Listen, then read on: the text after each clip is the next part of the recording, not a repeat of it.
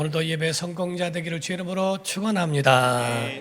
하나님이 모든 만물을 지으셨을 때 그 모든 피조물들 가운데에 천사와 사람은 영원한 존재로 만드셨지만 모든 만물에 있는 피조물들의 근원은 흙에서 지어졌기 때문에 그 모든 만물의 생물들이나 이런 것들은 전부가 흙으로 돌아가게 만들어 놓으셨다는 겁니다.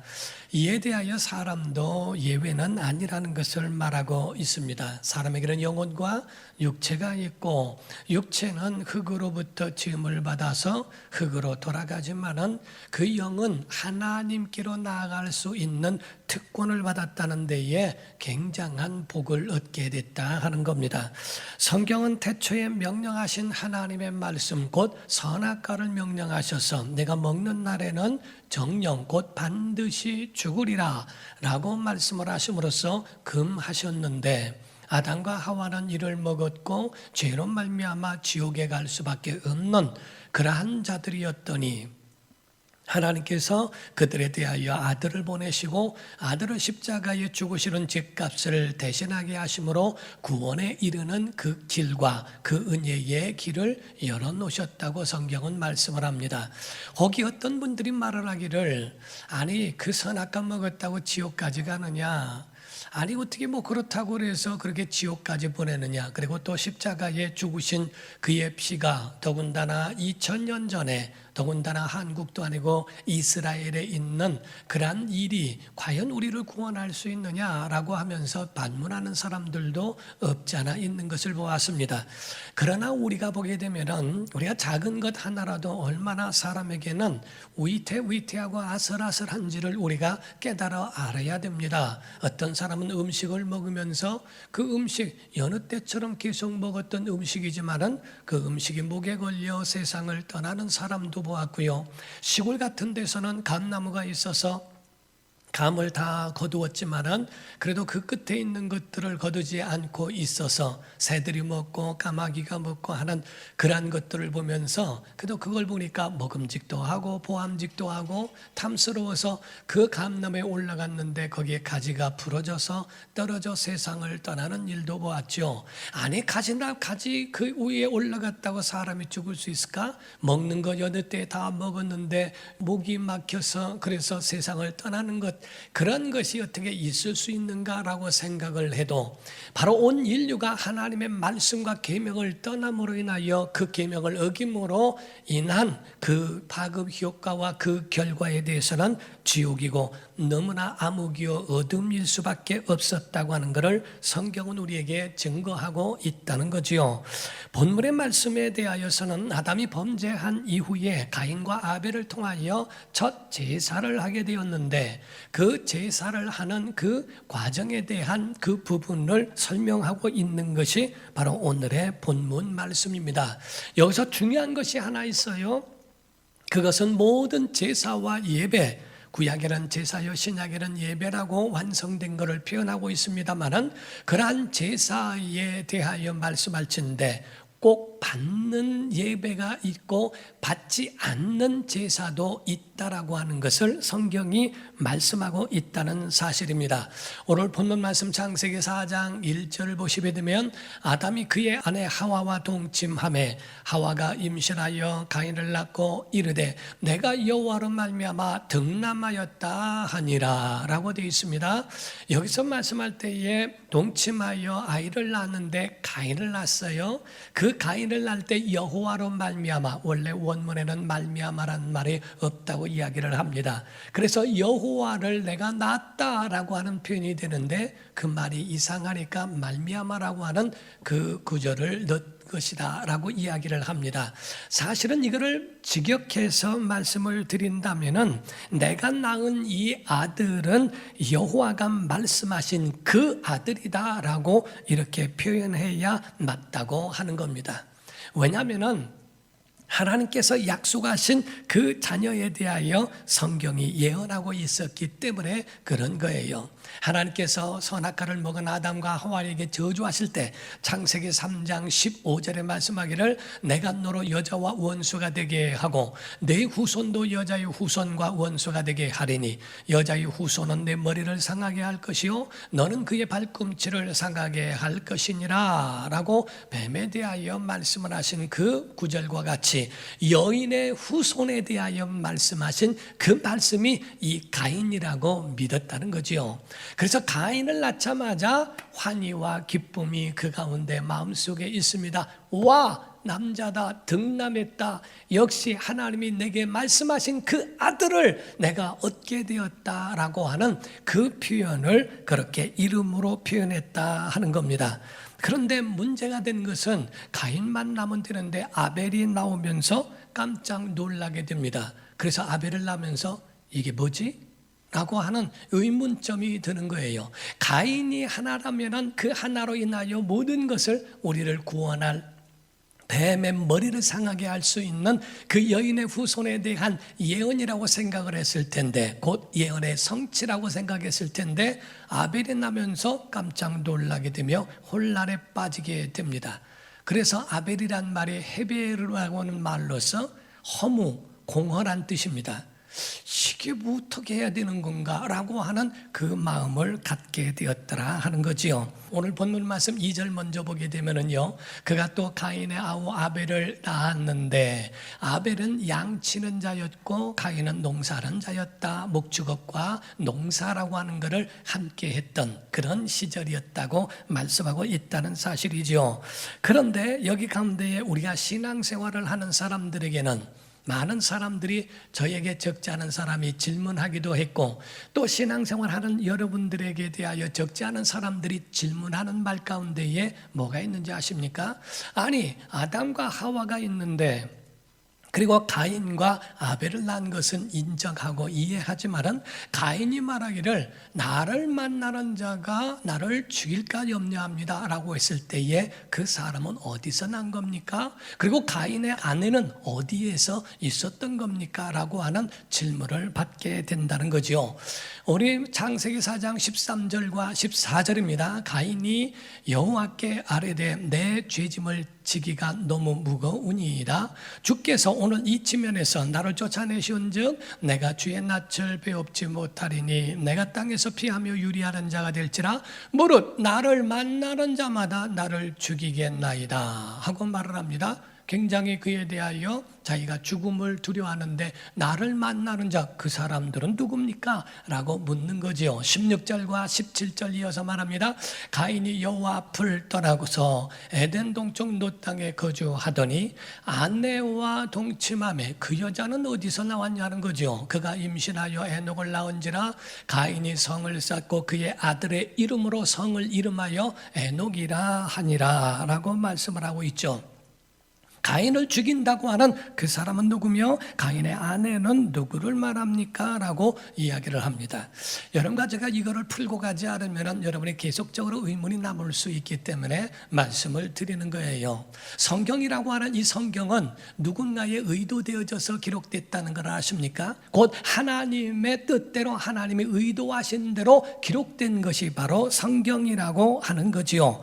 그러므로써 성경 안에는 구속사적인 말씀이 들어있어요. 곧 죄를 범한 인간들을 구원하기 위한 하나님의 계획과 하나님의 뜻과 하나님의 그 약속과 성취에 대하여 기록하고 있는 것이 바로 성경이라고 하는 겁니다. 그러므로 이 성경 안에 있는 하나님의 말씀은 하나님의 계획 속에 있기 때문에 그 구속사에서 중요하지 않은 그러한 부분들은 거기에 기록할 필요가 없다라고 하는 거지요. 그래서 여러분과 저는 하나님을 이해하지 못하면 성경이 이해되지 아니하고 성경을 하나님 입장에서 보려고 하지 않으면 성경이 이해될 수 없다고 하는 것을 본다 하는 거죠. 아담이라고 하는 사람을 하나님이 지으셨을 때 아기를 만드셨을까? 그렇지 않다는 겁니다. 하나님이 아담을 지으셨을 때의 결혼 정년기로 하나님이 지으셨고 그가 이 땅에 살아가면서 930년을 살았습니다. 그래서 930년 동안에 살면서 자녀를 낳고 그제 자녀들이 자녀를 낳고 자녀들이 자녀를 낳고 계속 낳은 그 자녀들이 굉장한 약 10억 정도가 됐을 것이라고 하는 인구학자들에 대한 그 이야기를 들은 적도 있다 하는 거죠. 그래서 그에 대하여 중요하지 않은 것은 생략된 것이라고 하는 것을 보셔야 됩니다. 창세기 5장 1절에서 5절입니다. 이것은 아담의 계보를 적은 책이니라. 하나님이 사람을 창조하실 때에 하나님의 모양대로 지으시되 남자와 여자를 창조하셨고 그들이 창조되던 날에 하나님이 그들에게 복을 주시고 그들의 이름을 사람 곧 사름이라 일컬으셨더라. 아담은 130세에 자기의 모양 곧 자기의 형상과 같은 아들을 낳아 이름을 뭐라? 크게요. 뭐라? 셋이라 하였고 아담은 셋을 낳은 후 800년을 지내며 자녀들을 낳았으며 그는 930세를 살고 죽었다고 돼 있어요.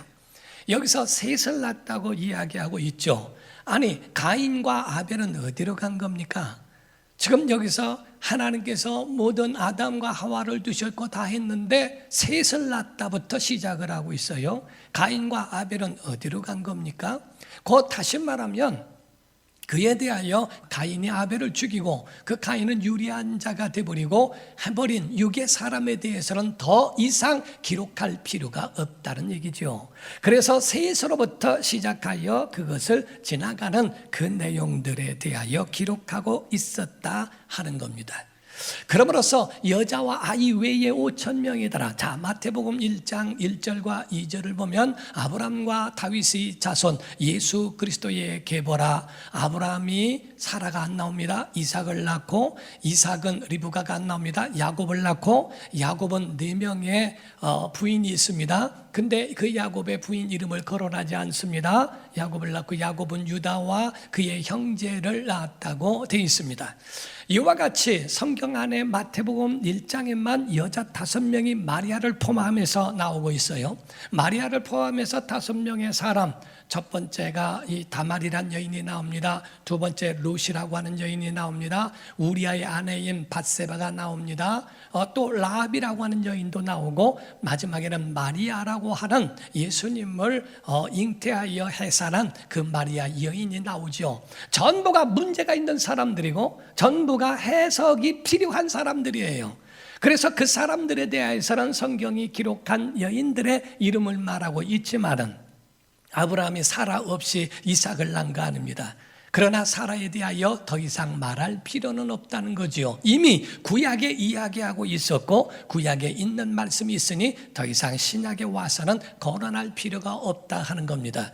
여자와 아이 외에 5,000명이더라 라고 하는 것처럼 그에 대하여 생략되어진 부분들이 있어요. 하나님께서 아담과 하와를 지으시면서 뭐라고 첫 번째 말씀하시죠? 너희는 생육하고 번성하고 땅에 충만하라 라고 말씀하신 것처럼 모든 짐승들과 생물처럼 그 가운데 생육하고 번성하고 충만하라 하신 것 같이 많은 사람들을 그 가운데 낳고 그 자녀들도 있었다라고 보는 겁니다. 그러나 구속사적인 성경 안에서는 이대로 기록되었다라고 하는 거지요. 다만 가인과 아벨에 대하여 오늘 말씀하고자 하는 것은 왜 말씀을 하고 있느냐? 이들은 두 대표와 같습니다. 아담의 후예에 대한 대표, 신앙과 불신앙에 대한 대표, 순종과 불순종에 대한 대표, 예배의 두 대표자가 되어서 하나는 하나님이 연락받으신 예배한 자요, 하나는 하나님이 거절하신 자에 대한 예배자로서의 대표를 가르쳐 말하고 있는 거예요. 창세기 4장 3절입니다. 세월이 지난 후에, 자, 여러 세월이 지났죠. 세월이 지난 그 말씀을 가르쳐 말하고 있습니다. 여러 세월이 지나고 나니까요, 철이 듭니다. 우리가 사람들이 성장하고 나니까 아버지의 마음을 이해합니다. 어머니의 마음을 이해합니다. 우리 아버지 어머니는 어떠셨을까라는 생각을 하면서 그 마음속에 효도하지 못한 마음을 돌이키기도 하고 후회할 수 있는 그런 마음도 그 가운데 갖게 되지요. 자, 우리가 이렇게 힘들고 어려운 삶을 살아가는 이유가 뭘까라고 하는 것이 오랜 세월을 지나다 보니까 거기에 대한 원인을 알고 싶더라 이 말이에요. 이에 대하여 아담과 하와가 가인과 이 아벨에 대하여 이야기를 해 주었을 것이라고 하는 겁니다. 사실은 하나님이 우리를 만드셨는데 나중에는 엄마 하와를 데려왔단다. 그런데 하나님이 나에게 선악과를 먹지 말라고 말씀하셨는데 내가 그거를 먹었지 않니? 그거를 먹으면서 우리는 이와 같이 쫓겨난 신세가 됐고 땅도 저주를 받아 가시와 엉겅퀴를 내게 된 거야.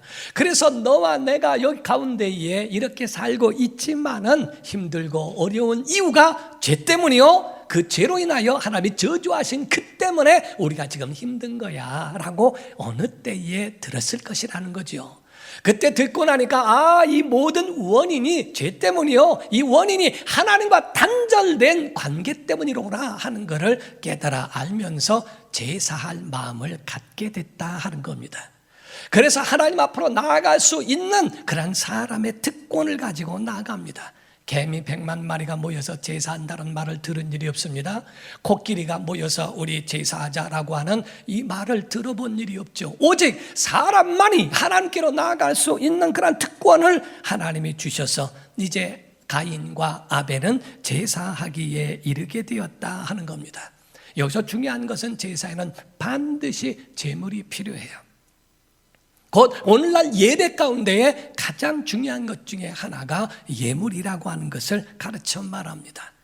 많은 사람들을 이야기합니다. 많은 돈을 내고 많은 헌신을 하고 많은 걸 하면 다 그 사람들만 대우를 받고 예우를 받는 다 타락된 교회라고 이렇게 치부하면서 그렇게 무시하는 경우가 있어요. 그러나 오늘 여러분과 제가 아셔야 되는 것은 먼저 말씀드린 것처럼 하나님께서 다 받으시던가, 모든 예배를 하나님이 다 받으셨던가? 그렇지 않습니다. 하나님이 받으신 예배도 있지만 거절하신 예배도 있더라고 하는 것을 성경이 기록하고 있다는 사실입니다. 가인은 땅의 소산으로 제물을 드렸어요. 아벨은 양의 첫 새끼로 또 그 기름으로 드렸다고 되어 있습니다. 그러나 그 결과가 달라요. 우리 창세기 4장 3절에서 5절의 말씀입니다. 세월이 지난 후에 가인은 땅의 소산으로 제물을 삼아 여호와께 드렸고 아벨은 자기도 양의 첫 새끼와 그 기름으로 드렸더니 여호와께서 아벨과 그의 제물은 받으셨으나 가인과 그의 제물은 받지 아니하신지라. 가인이 몹시 분하여 안색이 변했다라고 성경은 기록하고 있죠. 먼저 아벨을 받으시고 그의 제물을 받으셨대요. 제사하는 자의 심령과 태도를 받으시고 그 예배를, 그 제물도 받으셨대요. 그러나 가인이라고 하는 사람 그도 받지 아니하실 뿐만 아니라 그의 제물도 하나님이 기뻐하지 아니하신 것을 기록하고 있다는 거죠. 그래서 예배의 성공자가 되라는 겁니다. 오늘날 성경에 예배의 성공자, 예배의 실패자 이런 말은 직접적으로 있지 않아요. 그러나 가인은 예배의 실패자가 됐다는 겁니다. 아벨은 죽었어도 그의 핏소리가 하나님께로 상달될 수 있는 그러한 예배의 성공자라고 볼 수 있다는 거죠. 예배 실패한 사람 많이 있습니다. 사무엘 시대에도 그 엘리 제사장의 자녀들도 실패자가 됩니다. 각각 사울도 예배의 실패자가 됩니다. 성경에 보면 실패한 사람들이 여럿이 있어요. 정말 예배를 하나님이 과연 받으셨을까? 그 예배를 하나님이 흠양하지 아니하시는 자도 있다는 거지요. 많은 학자들의 이야기가 있습니다. 그 가운데 가인은 쭉정이를 드렸고 아벨은 살찐 양을 드렸다. 가인은 곡식을 드렸고 아벨은 피를 드렸기 때문에 예수의 피를 예표하기 때문에 하나님이 곡식을 안 받으시고 피를 받으신 것이다. 물론 틀린 말은 아닙니다. 그러나 과연 피라고 받고 그리고 농사를 진 건 하나님이 거부하신 것이 그럴까? 우리가 민하라고 하는 말을 합니다. 제물이 속죄제물이 아니라 민하라고 하는 말은 그런 속죄제물이 아니라 감사제물이에요. 감사제물에 대하여 꼭 피하여만 하나님이 받으셨을까? 곡식은 하나님이 아니야, 곡식은 아니다 하고 곡식을 내쳐버리시고 곡식에 대하여 설을 그셨을까 하는 거예요.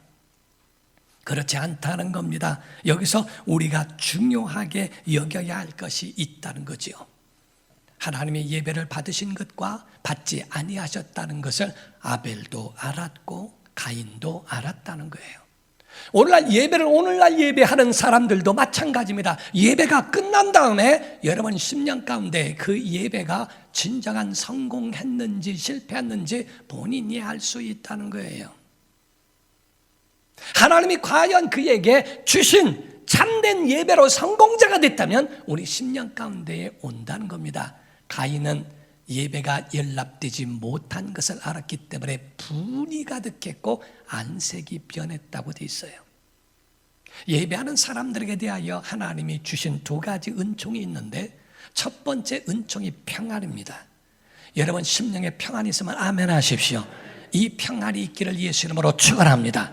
두 번째가 기쁨이에요. 요한복음 14장 27절에 보게 되면 말씀합니다. 평안을 너희에게 끼치노니 곧 나의 평안을 너희에게 주노라. 내가 너희에게 주는 것은 세상이 주는 것과 같지 아니하니라. 너희는 마음에 근심하지도 말고 두려워하지도 말라. 곧 평안, 주님의 평안을 주었다고 되어 있어요.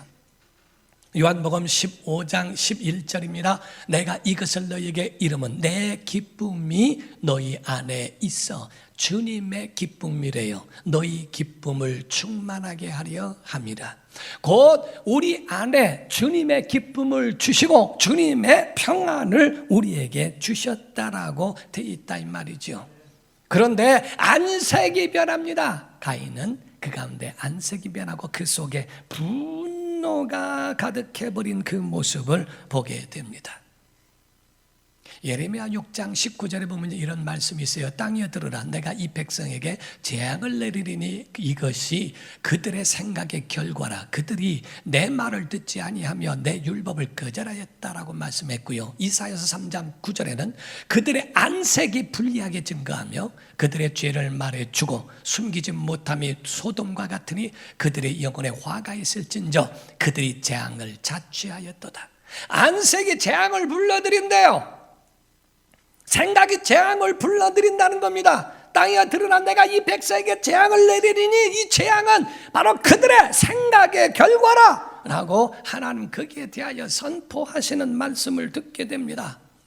과연 우리 속에 예배 가운데에 어떤 예배일까? 예배 끝나고 갈 때에 우리 속에 평안이 있습니까?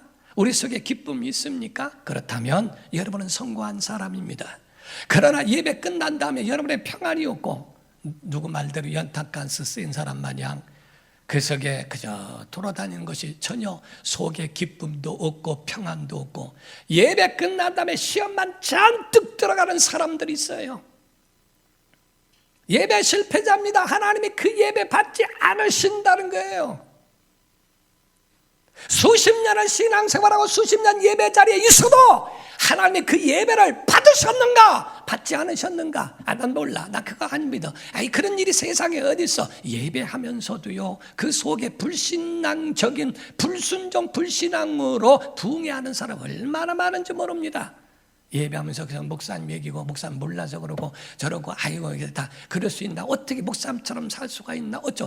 그 속에 참 신기하게도 예배가 흠이 생기고 예배의 심령에 하나님의 은총으로 그 영혼이 그리스도의 가치관으로 바뀌어질 수 있을까? 정치적인 것과 신앙적인 것이 일치되는 경우도 있을 때 있습니다. 하나님의 사람이라면 정치적인 것과 이런 것을 하나님이 아니시라고 말씀한다면 아니라고 말하는 게 신앙이요. 그러나 하나님께서 맞다고 하신다면 아멘 할 수 있는 거야죠. 그러나 어째서 세상에 있는 말에 대해 그건 교회에서 얘기하는 거고 여기서 세상 지금 현실하고 달라. 아니야 그거 아니야. 그 속에 하나님과 전혀 다른 부정적인 부흥회를 하고 있는 사람들이 예배하면서 얼마나 왔다 갔다 하고 있는지 몰라요. 예배 끝나고 가면은 전혀 얼굴에 기쁨 없는 사람도 있습니다.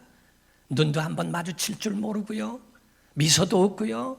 그 가운데 전혀 그 10년 가운데 기쁨도 없어요. 과연 하나님이 당신의 기도를, 당신의 예배를 받으셨는가라고 하는 것을 스스로 반문할 수도 있어야 한다는 거죠. 오늘의 예배가 아벨의 예배가 되었을지, 오늘의 예배가 가인의 예배와처럼 갈라진 예배가 되어버려 그 심령에 버림을 받은 자가 될 것인지. 제가 생삼을 하면서도 그런 이야기를 한 적이 있어요. 어떤 사람이 객지에 왔습니다. 거리에 경찰이 있는 걸 보고 찾아가 이야기합니다. 여기 근처에 지금 예배 시간이 돼서 그런데 어느 교회로 가서 예배를 해야 될지, 교회가 어디 있나요? 그때 경찰이 하는 말이 예배하러 오셨어요? 이쪽에도 교회가 있고 저쪽에는 그래도 예배하려면요 조금 더 가면요 참 아름다운 교회가 있는데 거기서 예배하시면 됩니다. 그 교회 다니세요? 나는 교회 안 다니는데 내가 여기서 몇 년 동안에 경찰로 내가 일을 했지만은 예배 끝나고 나오는 사람들의 그 얼굴 가운데 가장 밝고 가장 행복하고 가장 기쁨이 넘치는 교회가 그 교회입니다. 나 이런 소리를 듣고 싶다 이 말이에요. 이 말이 그냥 하는 말이 아닙니다. 캘리포니아에서 어떤 신사가요 택시를 타면서 그 진짜 있었던 얘기를 말하는 겁니다. 그 가운데 이제 택시를 타고 하는 말이, 여기에서 지금 내가 예배를 하러 가려는데 소문난 교회 제일 좋은 교회가 어디 있는지 난 모릅니다. 우리 선생님 아시면 데려다 달라고. 예 하더니 데려다 주더래요. 그래서 그 운전기사에게 물었답니다. 여기가 그 교회인지 당신은 어떻게 하냐고. 나는 그건 모르지만은 여태까지 다녀오면서 내가 수년 동안의 택시 운전을 했지만은 여기 교회에서 나온 성도들이 가장 행복합니다. 여기 한번 가보세요. 사랑하는 성도 여러분, 우리 10년 가운데 예배의 성공자라는 것은 굉장히 중요합니다. 오늘 영상으로만 예배하니까 아이고 헌금 안 해서 좋고, 영상으로 예배하니까 내 마음대로 하고 그냥 어디서든지 그냥 해버리니까 해버리는 예배로 끝나지 않습니까? 예배 가장 중요한 것 중에 하나가 예물입니다. 영상으로 예배하면서 온라인으로 할 수 없어서 하는 사람들도 그때의 예배와 지금의 예배가 다른 거예요. 어떤 할머니는 예배 참여 못하니까 그거를 1,000원, 2,000원 이런 것들을 꼬박꼬박 그걸 만들어 놓고 그래서 교회 대면 예배로 오게 될 때 그때 그거를 한 번에 내는 분도 있어요. 한 번도 안 드리다가 그냥 갑자기 나올 때만 그때만 드리는 예배는 진정한 예배가 아니에요. 신실한 하나님이 원하시는 참된 예배를 무엇으로 보는가? 여러분, 예수님은 헌금하면서 헌금하는 그 모습과 그 금액도 다 보셨어요. 바리새인처럼 자기가 가지고 있는 과시하고 나 이만큼 헌신해, 나 이만큼 많이 하고 있어, 나 이만큼 많은 사람들에게 보여주기 위한 그러한 헌금하는 모습도 보셨고, 과부가 2렙돈 한 고들한테 작은 돈을 아주 창피하고 부끄러운 가운데에 헌금하는 모습도 보셨어요. 야야 그 돈 안 나면 하지 마라, 야야야 너 써라 하고 주께서 만류하고 그를 저주시킨 적도 없습니다. 왜냐하면 예배 자체는 예물 없는 예배는 예배가 아니요. 하나님 앞에 그 가운데 과부에게 야야 너 그런 거 너 그거 먹고 살아야지, 너 생활비 전체인데 그거 야 이거 넣지 말고 그냥 너 혼자 가서 먹어라, 없을 땐 안 해도 되는 거예요. 언제 주님이 그거를 저지한 때가 있습니까?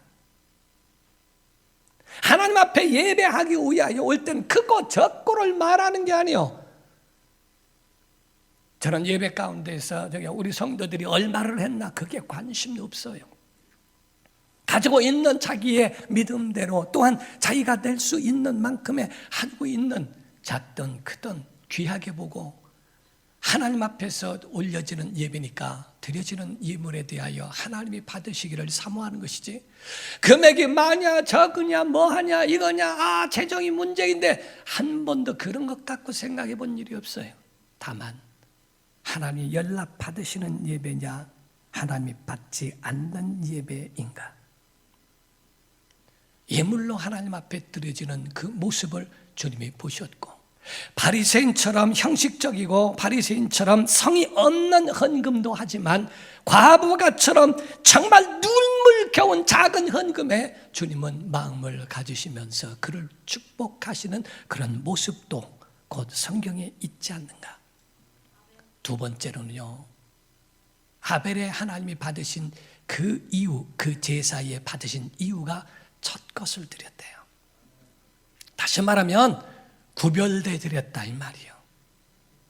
이건 하나님의 것입니다 라고 하는 것으로 첫 것으로, 내가 여기서 첫 것을 드린다면 하나님 앞에 드려야지 준비된 예물을 드렸다는 거예요. 예배 가운데 그냥 가지고 있는 거 그냥 하고 그래서 가인은 곡식 창고에다 들여놓아 있는 거 빼서 그냥 하나님 앞에 드린 적당한 예배를 드렸어도, 이는 그와 기름, 양과 그 양을 죽여 그 피를 흘릴 뿐만 아니라 그 기름을 준비하여 하나님 앞에 그걸 태워 드릴 수 있는 그러한 그 모습이 바로 그에 대한 그 신앙의 행위였다는 것.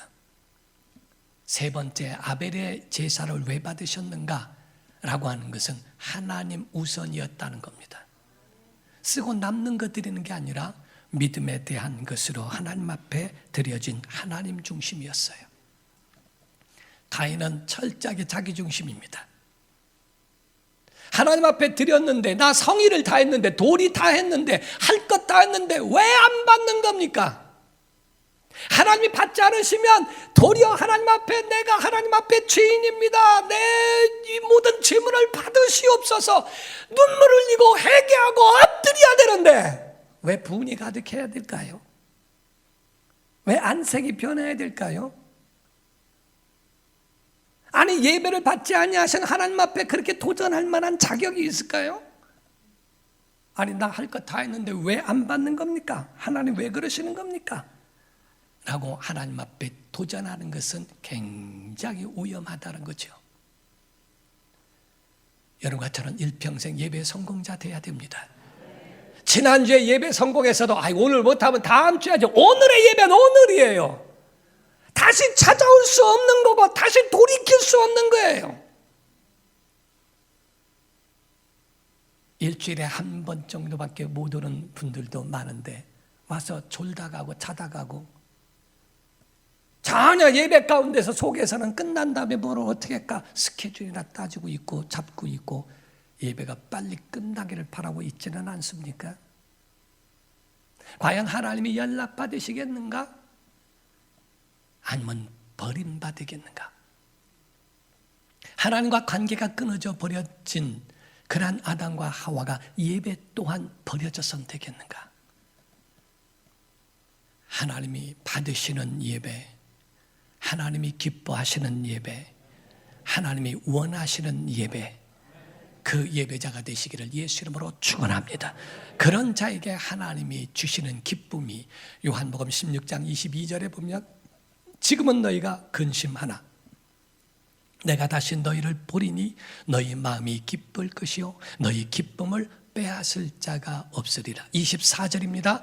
지금까지는 너희가 내 이름으로 아무것도 구하지 아니하였으나 구하라 그리하면 받으리니 너희 기쁨이 충만하리라. 이렇게 돼 있어요. 여러분, 오늘 기쁨이 있기를 주 이름으로 축원합니다. 예배의 성공자의 기쁨이 여러분과 10년 가운데 있기를 예수 이름으로 축원합니다. 그래서 하나님의 은혜가 여러분 안에 있음을 증거하고 많은 영혼들을 하나님께로 인도하고 이끌 수 있는 예배의 모범이 되기를 예수 이름으로 축원합니다. 기도하겠습니다. 이 시간에 다 같이 통성으로 기도할 때, 여러분 만약에 여러분 자신이 예배 가운데서 변화가 됐다면 성공한 겁니다.